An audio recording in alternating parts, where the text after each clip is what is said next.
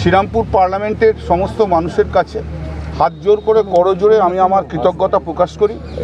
আর যেভাবে আমাকে এভাবে জিতিয়েছেন, এত ভোটে 1,50,000 ভোটে শ্রীরামপুরের সর্বকালীন রেকর্ড।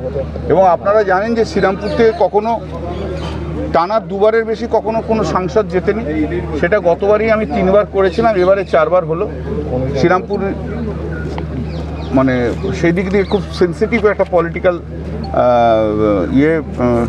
কনস্টিটুয়েন্সি। তো মানুষ যেভাবে ভোট দিয়েছেন আমি করজোড়ে কৃতজ্ঞতা প্রকাশ করি। যে মানুষ আমাদের আশা করেছেন, ভোট করেছেন, আশীর্বাদ করেছেন, আমরা সবার কাছে গ্রেটফুল, সবার কাছে আমরা কৃতজ্ঞ। ওনারা যে ভরসা আমাদের উপর দেখিয়েছেন, আমরা ওনাদের ভরসা থেকে চ্যুত হব না। আমরা এমন কোনো কাজ করব না যাতে ওনাদের এই লজ্জা আগামী দিনে হবে যে আমি যে মেয়েটিকে ভোট দিলাম সেই মেয়েটি চুরি ডাকাতি করে ঘুষ নিয়ে জেলে গেছে।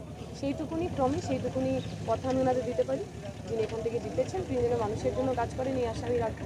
এবং আগামী দিনে সাধারণ খেটে খাওয়া পরিবারের ছেলেমেয়েরা, সে তৃণমূল, বিজেপি, অন্য যে কোনো রাজনৈতিক সমর্থকই হন না কেন, তারা যাতে বিনা ঘুষ দিয়ে পড়াশোনা করতে পারেন, বিনা ঘুষ দিয়ে চাকরি পেতে পারে, তার জন্য লড়াই করতে। আমি প্রথম দিন থেকে বলেছি, ভোট হলো মানুষের মত। মানুষ যেটা চেয়েছে সেটাই হয়েছে। এবার ভারতবর্ষ জুড়ে, বাংলা জুড়ে যে রেজাল্ট হয়েছে, দলের দিক থেকে আমরা এটা দেখব। তো মানুষ যে রায়টা দিয়েছে সেটা আমরা সকল মিলে স্বীকার করব।